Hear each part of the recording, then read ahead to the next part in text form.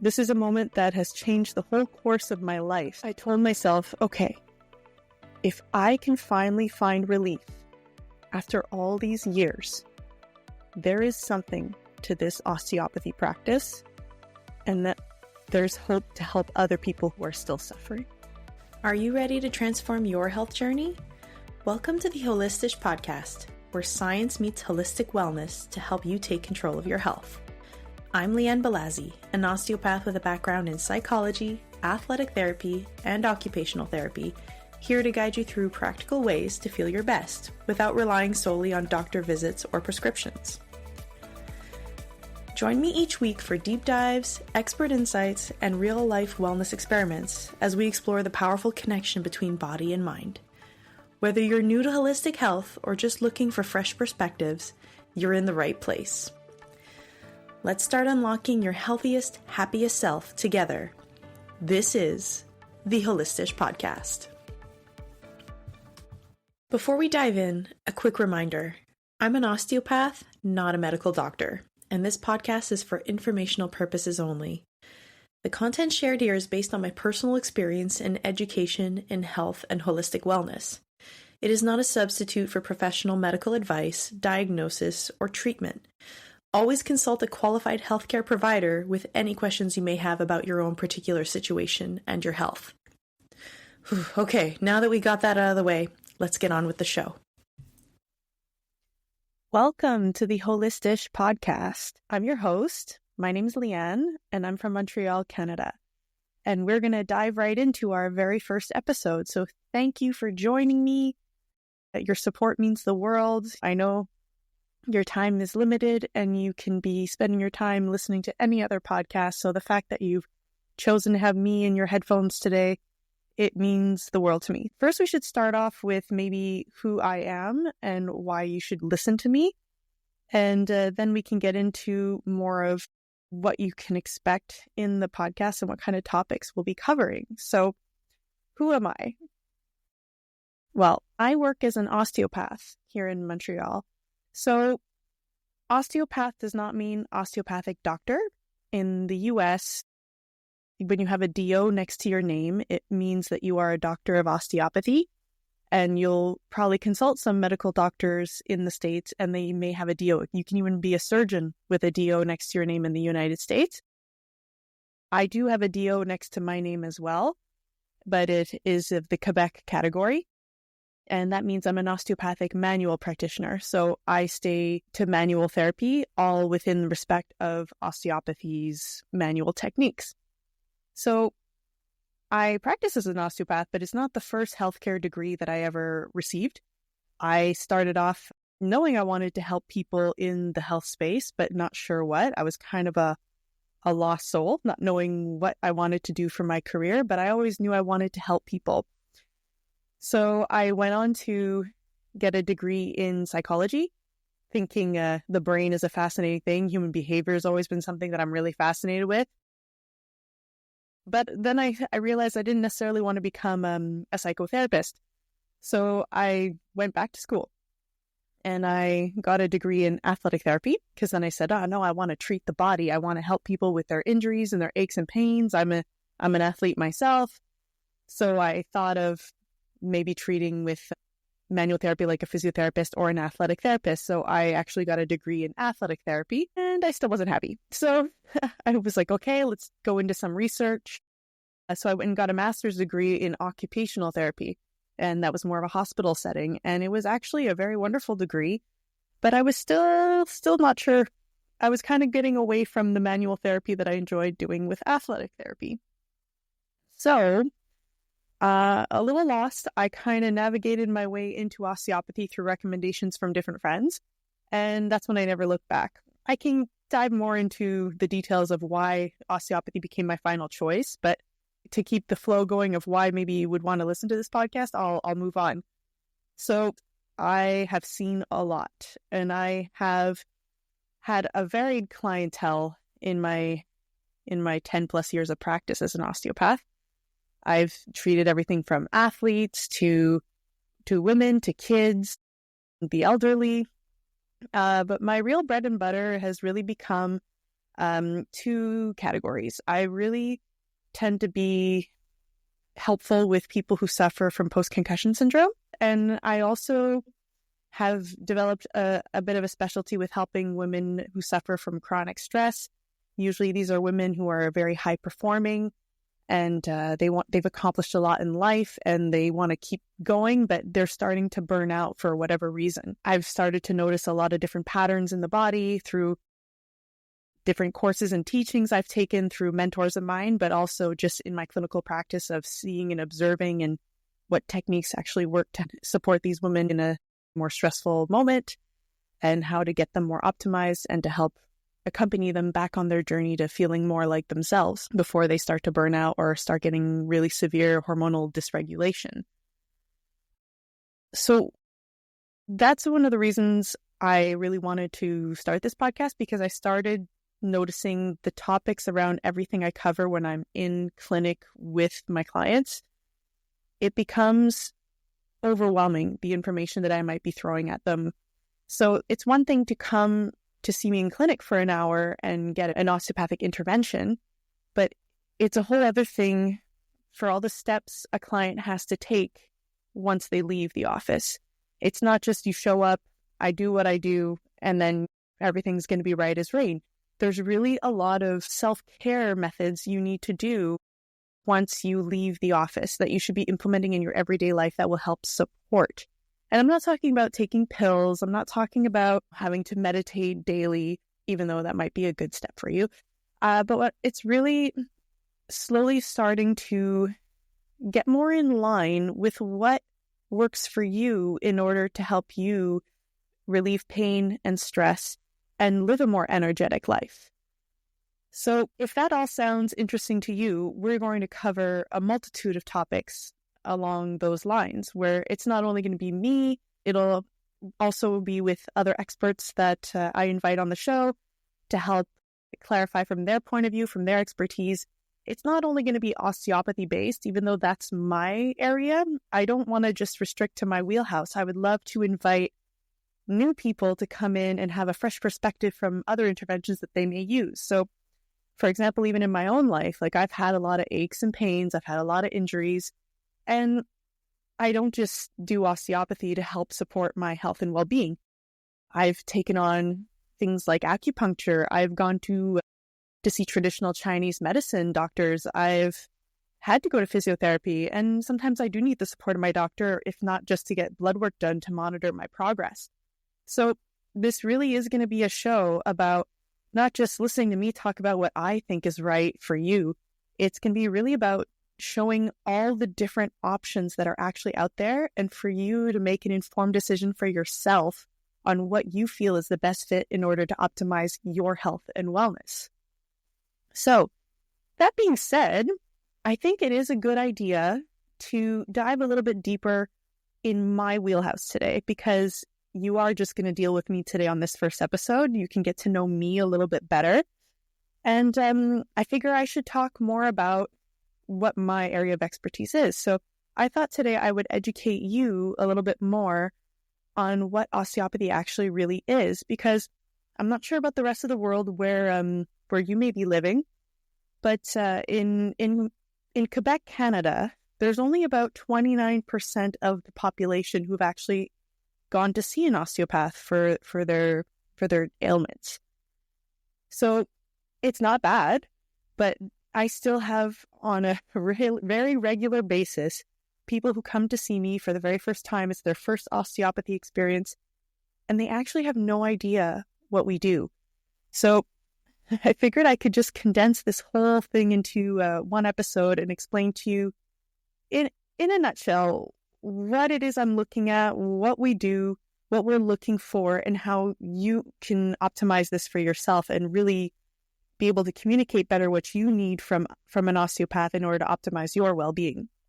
So that being said, I've been practicing for about 10 years now as an osteopath, and it's taken me a while to actually figure out how to explain it in a simple way, because even when you're in school learning about osteopathy, you get thrown all this anatomy, all these techniques, and honestly, unless you are a seasoned patient in this therapy, you can also have trouble figuring out how to explain it. So I think I finally got a good little way of explaining things.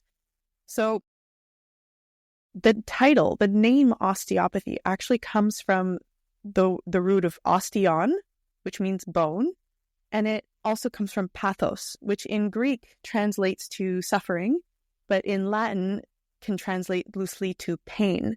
So we're basically trying to emphasize that, yeah, suffering and pain can come from the bone.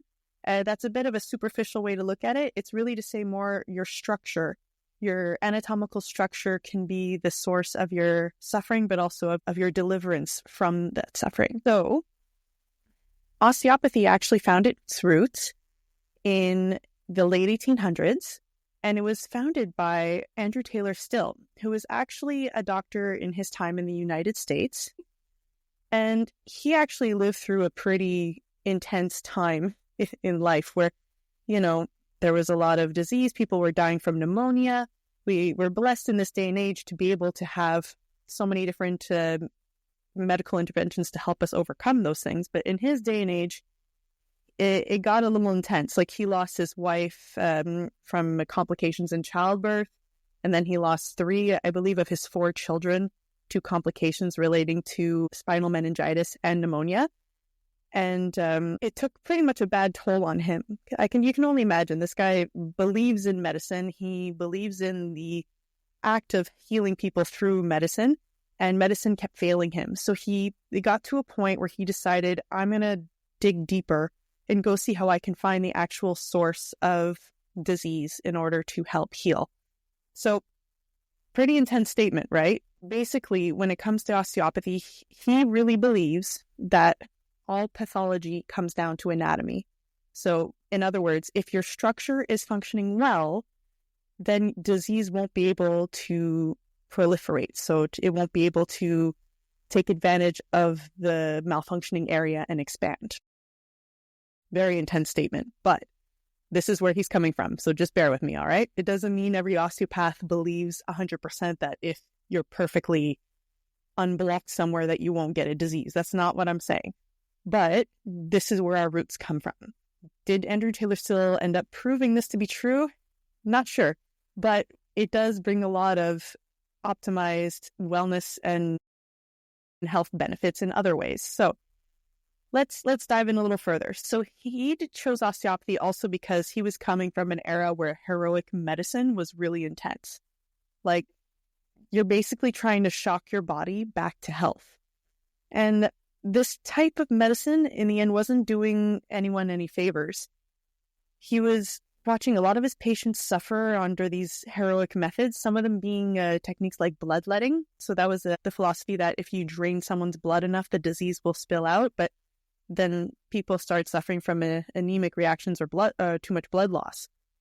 So he became determined to find a better way. So he eventually founded osteopathy in 1874. And he was believing that the musculoskeletal system held the key to overall health. And his idea was really revolutionary at the time. It was, if you can fix the structure of the body, then the function would follow. So in other words, if anatomy works well, the physiology will be optimized as well. So he opened his first school of osteopathy in 1892, and that was in Kirksville, Missouri, and it quickly gained traction. By the 20th century, osteopathy had spread across all the USA, and it was actually making its way into Europe, where, thanks to Dr. John Martin Littlejohn, he founded the first European osteopathic school in 1917. This international expansion laid the foundation for what we now know as the difference between osteopathy practice in the US, Europe, and Canada. So you can see where I'm going with this. As we expanded beyond the US, some of the osteopaths who then founded in their own continents or countries ended up modifying things and specializing in different areas of expertise within osteopathy. So osteopathy actually made its way to Britain first, and then made its way to France. And then in around the 1980s, a French osteopath named Philippe Druel made his way to Canada and founded his first school of osteopathy right in Montreal, Quebec. And it's called the Collège d'études ostéopathiques, or the Canadian College of Osteopathy. And funny enough, that's actually the school where I learned. So it all came full circle for me. So osteopathy has 4 main principles that it runs by. Every osteopath learns these 4 main principles. This is what we use in our philosophy of our everyday life when we're working with someone. All of our techniques are rooted in these main principles. These principles are really the backbone of what we do. So principle number 1, the body functions as a unit. So the first principle is that the body functions as a whole. This means we don't just treat a knee or just a back. Instead, osteopaths take a step back and we assess how your whole body is functioning. So for example, a knee problem may actually be linked to issues in your hip or your lower back or other places. The body is interconnected, and osteopathy looks at all of these connections in order to really get to the root cause of your issue. Principle number 2 is structure governs function. Simply put, the way your body is built has a huge impact on how it works. If your joints, muscles, or bones are misaligned, that can disrupt your ability to move or even affect other systems in your body, like your digestion or your circulation. Principle number 3. The rule of the artery is supreme. This one is really crucial because this one's all about your circulation. So if blood or lymph flow is obstructed, it can throw the entire system off. Imagine trying to run a car engine with poor oil circulation. It's not going to work, right? And in the body, your circulation plays a similar role. And we ensure it's flowing freely through palpation techniques. So imagine every artery, vein, every blood vessel basically in your body is like a pipe. If you have blockages in your system that end up squeezing on these pipes, you're not going to get the efficient oxygen and carbon dioxide exchange in that area. You won't be completely cut off, but it's not going to be great. So we're just trying to say the more the structure is actually where it's supposed to be, the more the circulation, or in other words, the pipes, are going to have less pressure on them in order to be able to deliver the blood flow or lymphatic drainage the way it's supposed to. Principle number 4. The body has the potential to heal itself. Now, this one's really important. Osteopaths believe that the body has an incredible ability to heal itself, and it's in this balance where we find the healing. When the structure of the body is in alignment, the body's natural healing mechanisms can actually kick in, and it takes less energy to put in those healing mechanisms in place. So it's making the body more resilient and capable of recovering from illness and injury. So we've covered the theory, but what do osteopaths actually do in a session? Well, the main tool an osteopath uses is their hands. Through a technique called palpation, we assess the body's tissues, muscles, bones, organs to detect imbalances or restrictions. It's not just about feeling for where the pain point is, which can actually feel really tight or very restricted, but it's feeling how everything is moving and functioning together in order to restore that balance. So what is palpation? Palpation is actually a finely tuned sense of touch. So if we put it simply, osteopaths spend years honing in this ability to feel small changes in the body, whether it's tight muscles, restricted fascia, or blocked blood flow.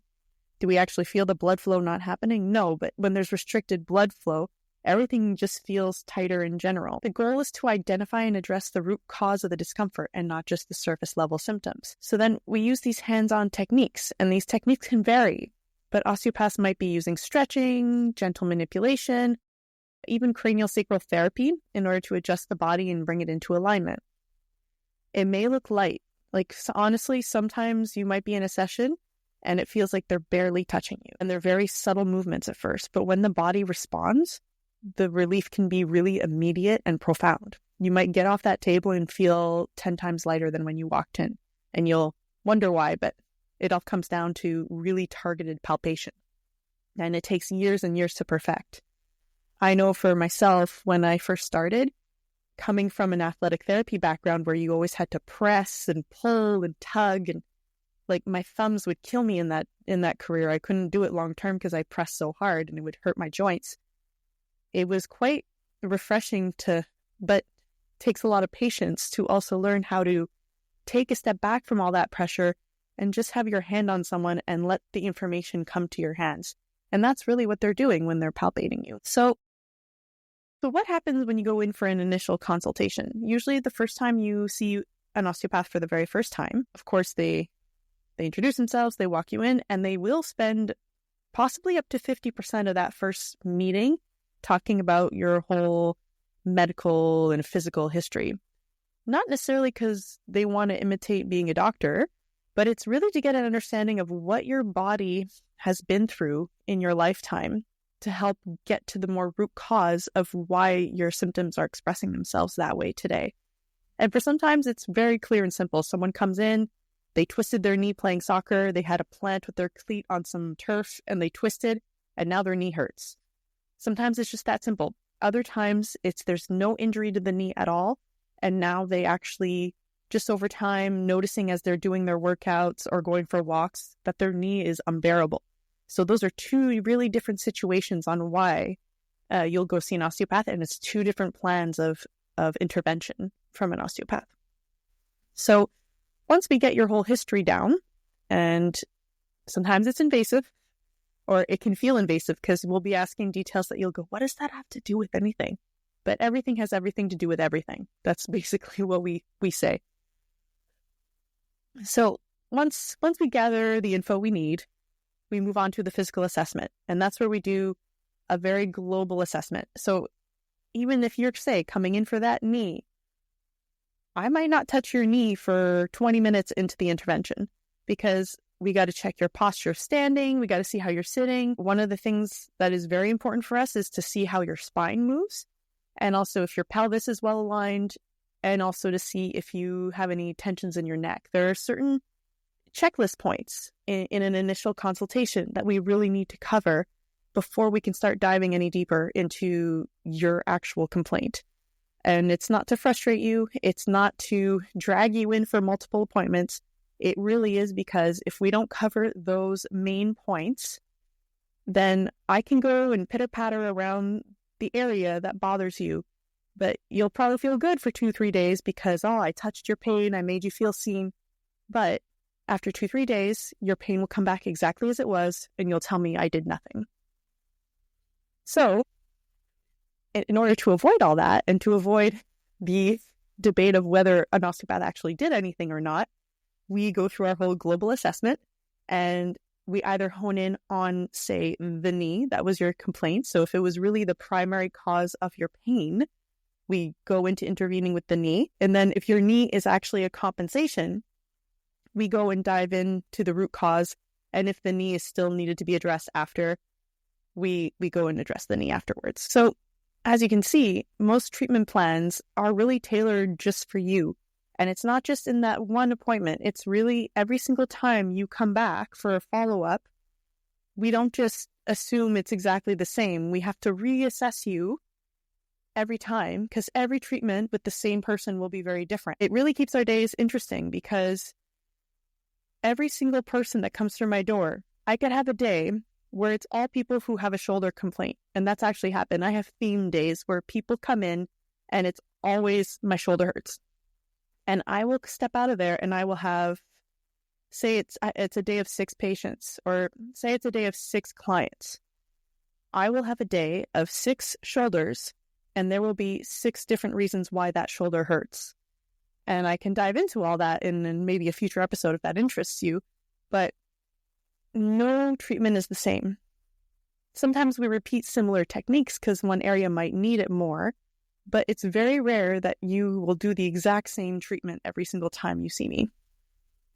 If I'm doing the exact same thing every single time you see me, I'm actually not doing you a good service because I'm just repeating the same things over and over again, and I'm just going over surface stuff, but there's actually a root cause below all that that's pulling you into the same pattern. So if I don't dig deeper to go find that root cause pattern, we're just in maintenance mode. So one thing I like to tell my clients is that comfort is key. If something feels really off, I want you to let me know. Osteopathy is a very collaborative process, and open communication is essential for the successful treatment.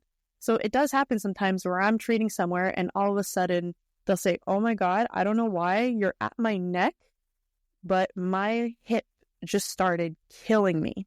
And that's actually really good for us to know. It can be a sign that we're actually reacting something, and what we're doing is actually having an effect on your hip. Or it could be that your hip is actually a hidden underlying issue that I actually have to go get first before I can resume the work I was doing, say, at the person's neck. So it really is a two-way street. It's a collaborative process. And even though I may be feeling something while addressing an issue in someone, you always are the person who knows your body best. So you have to be able to communicate with me and not be shy to tell me. Personally, I don't take any offense if someone says, oh, something just popped up and it's really bothering me. I would really love for you to check it. I encourage you to actually express that. If you're just wanting someone to go touch your knee because you want them to touch your knee, though, and your knee is not the issue, and I've expressed to you that the knee is not the issue, trust the therapist and that we're doing what we can to help. But of course, the knee will always get addressed at the very end. So how often should you see one? An osteopath, that is. Well, the frequency can really vary. It does happen that people come to see me for the first time and they say, okay, well, how many treatments do I need from you? And it's very hard when you don't know the person well. Once you've had someone on your regular roster for a while, or for example, like I have a patient, she comes to see me usually once a year. If she needs something more, usually I can tell because things won't release as well, or this problematic she's coming with is a little more complex, and the tissues give you that kind of response when they normally would release better and they're not. Usually you want to see someone a little more often. But when it's someone who's brand spanking new, who's never been to osteopathy before, when they come in for the very first time, it is very rare that you're going to have me say, okay, we did all this in one treatment and you are good to go. Don't get me wrong, it's possible. Nothing's impossible. But usually when it's someone, say, comes in, they're in their mid-30s, they've never been to an osteopath before, but they've tried a bunch of other things and it's not working, and then they end up on my table, usually we're looking at about 3 months, and the rhythm will vary. For some people, it'll be once a month. Some people, it'll be once every week. But what I most often see is first appointment, usually a follow-up 1 to 2 weeks after that first appointment, because keep in mind that first appointment is usually about 30 minutes long. So there's a lot of conversation going on and getting to know you and what you need and what your expectations are on top of all your symptoms. So usually 1 to 2 weeks after, there's a follow-up, 1, to see how you responded, and 2, what the status is now of your symptoms. And 3, also, did you appreciate the treatment and what do we need to modify in order to help get your results better? After those 1 to 2 weeks of follow-up, then we reassess. We go, okay, do we want to see you in another 2 weeks? Or then we start to stretch between 2 weeks to a month. And once we get to the 1 month mark, then we really start to see what your rhythm is. Now, I'll be honest, most people who start osteopathy late in life that have a lot of things going on, I'll usually see them on an average of 1 time a month. If it's someone who has been coming or who has seen many other osteopaths before they end up in my office and they are familiar with the treatment, they do a lot of different self-care work in their free time, and have the experience of receiving osteopathic treatment already within their bodies, usually those people I can see once every 3 months or 4 months. Funny story, there's actually a girl I'll never forget. It was in my first couple of years of working, and she was about 18 years old at the time, and she had been coming to the clinic I worked at since she was a baby. And she kind of sat down, and we started talking because she hadn't been in a while, and I think it had been a year since she had her last treatment. And she actually sat down and said, I don't really have anything wrong with me, but I was told to come back in a year. So here I am. And when you're a brand new, fresh out of graduation osteopathy intern, and you're like ready to have this full checklist of interview questions related to someone's pain, it was actually really funny. We just kind of sat there and went, okay. So I still asked her, general health questions, but she basically had nothing to give me. So I just got her on the table. I assessed her posture, did everything. And once she was lying on the table and I started doing my assessment with her lying down, I think I found a little blockage here that released within 5 seconds. I found another little blockage in her foot that also released within 5 seconds. And then I was just stumped because I was really like, this girl has nothing wrong with her. She has really good alignment. She has no pain. And maybe 10 years down the road of experience, maybe I would have found a bit more. But I'll never forget, at that time, I started to feel what really zero restriction in your body was. And to be quite honest, I was quite a bit jealous because I have restrictions in my body that I'm still working on. But it was quite amazing to feel what restrictive free was. So that was really an example of someone, after about 20 minutes on my table, I didn't know what to do with her anymore. So I kind of let her get up, and I just kind of gave her a smile, and I said, see you in a year? And she just laughed and said, yep, that sounds good. And actually, I never saw her again, but she is still at the clinic where I work. So I think she just takes appointments with whoever's available.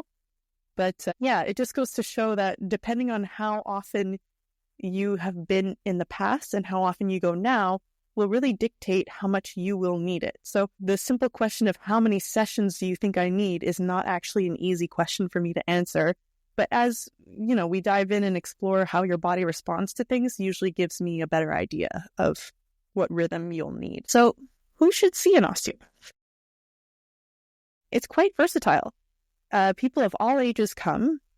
Funny enough, you can have babies within the first 10 days of birth. I've actually brought my 2 kids to see an osteopath within the first 10 days because, childbirth is quite an intense experience for a baby. And more often than you think, babies get their neck stuck probably from coming down the birth canal. The baby's head actually has to actually turn a few times in order to get out of the birth canal. And so they can sometimes get a torticollis, which ends up making them restrict how much they can turn their head from one side to the other. Actually, not very hard to correct if it's done early enough. I guess because I bathe in this field, my kids didn't necessarily have torticollis, but I still wanted them to get the full checkup. But that's just me. If your kid looks good, moves well, happy baby, everything's responding well for drinking, whether out of a bottle or if you breastfeed, then you probably don't need to bring your child in the first 10 days. Then little kids, little kids have bumps and falls and scrapes. And, that happened to my son, actually. We brought him to one of those trampoline parks. He was a little young for it, but my older child, my daughter, had a birthday party and we brought my little one along.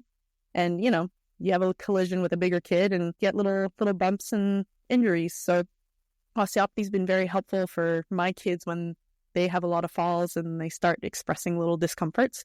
Now they actually know when they need it, and they actually ask me to take them to their pediatric osteopath. It's actually really cute. And I get proud mom moment, Teenagers with growing pains, adults with any type of discomfort. Stress leads to a lot of tension, so we can help with stress relief. Like I said earlier, I treat athletes and also regular people who've been in car accidents who suffer from post-concussion syndrome. Even the geriatric population get benefits.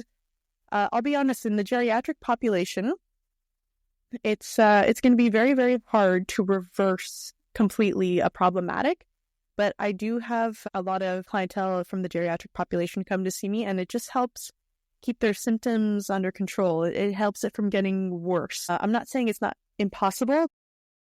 Maybe that's just also my span of expertise, but with what I see, it's not always possible to get everything resolved if it's a very old chronic issue from 50 years ago. If it's something relatively newer, though, people respond great. So it all sounds good and great, right? And the theory of it might sound too good to be true in certain ways. And everyone's probably going, okay, Lianne, you make a good sell on trying it out, but how do you know it actually works so well? What's not making you think people are just giving you lip service? Well, they might be, to be honest. They tell me they feel better, but pain is very subjective. And one day you might feel like a 8 on 10 pain, and other days you might feel like a 4 on 10 pain. Some of the best people to give me feedback are actually my fibromyalgia patients who actually tell me that they get some relief. But all this to say, one of the reasons why I believe in what I do so much is not necessarily just because this is what I do for work. it's because I've been a very good client of osteopathy myself. So with your permission, I invite you to listen to my personal story on why I really chose this for my career. So I grew up as a very active, athletic kid, but I actually grew up with chronic low back pain from a very, very young age. Now, I'm not sure how I got this injury, but I remember being 4 years old, telling my parents my back hurts. And they didn't really know what to do with that. They were kind of like, okay, let's go see the doctor and let's bring you to a physiotherapist and we'll see what happens. So I did that multiple times. Go see the doctor, they check me for scoliosis, and then they send me to physiotherapy. And the physiotherapist would give me some core strengthening exercises, mostly strengthen my abs and stretch out my low back. And I'll be honest, it was helpful, but it wasn't the be-all, end-all solution. So it was a very frustrating process for 28 years. Yeah, long time to have chronic low back pain. And I had it young, so it actually drained my energy a lot. And I feel like there are times I was trying to help with, say, chores like raking leaves, and I would have to stop because my back would go into complete spasm. And actually, I'm pretty sure my brothers thought I was faking it to get out of doing chores, but it was just really unbearable pain. So I still did all my sports, but I always had very, very tight muscles. So it was only once I got to osteopathy that I actually got my answers. So funny enough, I got into the program in osteopathy, but I didn't really ever go get a treatment before studying it because osteopathy, like I said earlier, is not the most well-known intervention still in Canada. There are more schools opening up. There's more awareness year by year. I'm starting to hear doctors prescribe it more, which is fantastic. But even from just 10 years ago, when I started practicing, I wasn't getting doctor prescriptions, and people would ask, what do you think? And the doctor would say, no, I'll go to physiotherapy instead, which is fine. You don't know what you don't know, right? So even myself, I had graduated from occupational therapy, and I was realizing that I couldn't handle with my back, transferring patients from wheelchair to bed. Just, it was more physical with using my back a lot. And I was starting to feel like I'm going to burn out so quick doing this if I stay in this kind of practice. In hindsight, I probably could have chosen a different branch of occupational therapy instead of switching my career completely, but I'm really glad I did. And I'll tell you why. So I had graduated from occupational therapy, had done my internships, worked in hospital, and finally I was searching for something else. And with a bit of soul searching and talking to other colleagues and old professors, I actually discovered that, no, I didn't discover, they actually helped me discover that osteopathy might be a good option. I even have a family friend, he's a family doctor, and he works with a lot of osteopaths. And he was telling me, go do osteopathy. It's the future. It's the best. And I was actually really surprised that he was so knowledgeable about it. So after multiple people telling me that this would be a good fit for me, I went to the school. I went to the Canadian College of Osteopathy information session, and I signed up on a whim. I heard a bit of what I'm telling you today, how, these are the principles and it's all anatomy based. And I'm actually a big anatomy nerd. And if you're not an anatomy nerd, you won't like studying osteopathy. But I am fascinated with the human body, how it all comes together, how it works. Like, I also love physiology. The human body itself amazes me. So I just said, okay, I don't know what this is, but I know I'm going to learn a heck lot about the human body. So just blindly dove in and said, let's go. But, the first year, you're still trying to gather together what it all means. So you dive into a certain area of the body, you learn a lot of the techniques, but you don't necessarily know how to put it all together. And to be honest, you only start really figuring out how it all comes together once you get into your 5th year in the program. It's really when it all comes full circle and all the light bulbs go off and you go, oh, that's what I've been learning this whole time. Yeah. So you have to be really patient and resilient when you go into one of these programs. So I'm in my first year, and we were learning about the foot or something. So I had my socks off. I was barefoot, but I was treating my partner. I was learning one of the techniques. And the teacher comes around, and he's one of the co-founders of the school. And he's a former doctor, engineer, and osteopath. And he had about 30 years or more of experience under his belt already. So he just sees how I'm moving, and I was actually low energy that day. Like, my back was starting to kill me. And he just looks at my feet. And actually, I have funny looking feet. Like, I'm not going to show you that on the video or on YouTube or anything, but I have toes that are actually very curled. And they kind of look like cat claws. And he just told me, "You look like your back is killing you." And I'm like, "Oh, you can tell my posture's off?" And he goes, No, I'm looking at your feet, and your back must be killing you." And I just looked at him like, that's such a creepy thing to say. But then he started saying, like, your orthotics won't do you any good. And I'm a little taken aback, and I'm just like, well, no, the orthotics are the only thing that's helping me, blah, blah, blah. And he just goes, "See me after class." And I'll be honest, I am not someone who gets called into the teacher's office after class. So I go see him after class, and we have a big therapy table on the stage of where our course is happening. And he just starts asking me a million questions. So he basically started interviewing me like I was having my first appointment as a patient. And I didn't realize he was going to do this, but he started getting to work on treating me. I did not ask for it. I did not expect it. But I think he saw that I was struggling so much with the physicality of the work that he knew something had to change for me in order to be able to be convinced that that osteopathy has something to offer. I think he saw I had doubt on whether I was actually going to stick in this program or not, because I was just seeing a million techniques I had to learn by heart, but I didn't know if it was actually going to lead anywhere. So yeah, he rows me on my side. He takes contact with my hips, right at your hip bones, right at your waist, and he just pushes down on it. And I hear clack, clack, clack, clack, clack. It's not my hip he's cracking. He's actually cracking my back through connections with my hip. He did that on both sides, and then told me, like, "You've had a lot of impacts on your coccyx and on your sitting bones as a child." And I said, "Well, yeah, I was a figure skater for 5-6 years. I was just about to go into competitions when I quit. But the amount of falls I took because I wanted to master the best sit spin and, just all the different techniques you learn. You fall on your butt 20 times in an hour, minimum." So anyway, I get off the table after this 1.5-hour session, and it was life-changing. It was as if I could feel for the first time what pain-free actually was. And I had not been able to feel that in any other intervention I had ever done.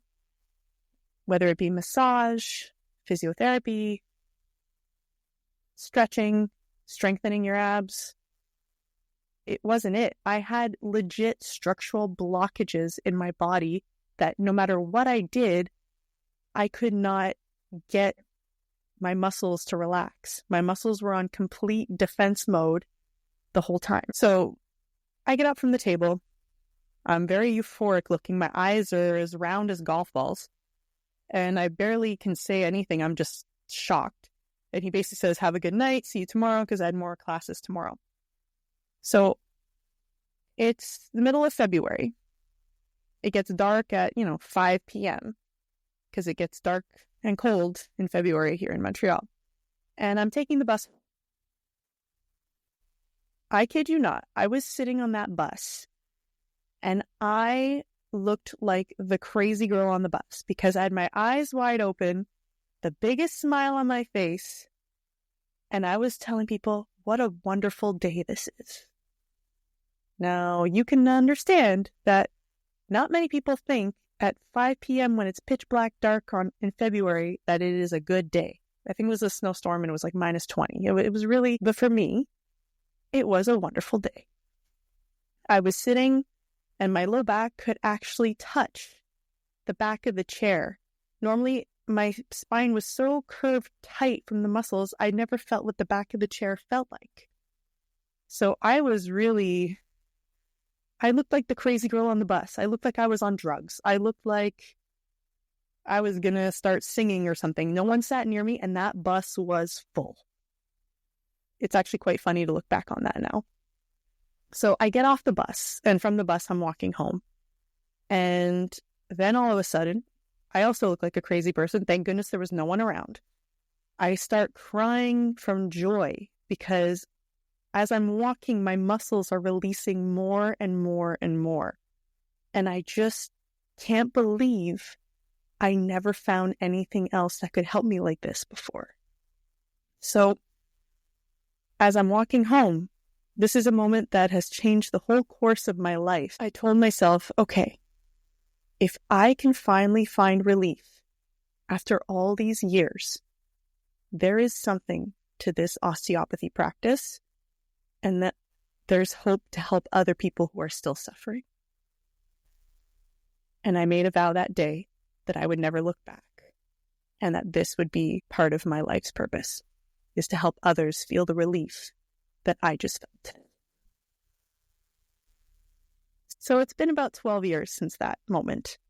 And I'll be honest, do I help people live that moment on a regular basis in every session? No, but I'll be very honest. And when I do hit moments like that with people, when they finally get the relief they've been searching for, and I'm able to be even a little witness in their adventure of getting to a next level of relief, there's no better feeling like you help someone in their journey of relieving pain. You really feel like you've helped them unlock a whole other way of seeing the world. And it's really been, an honor to help people do that. So I think I've talked your ear off quite a bit about my journey and what I do.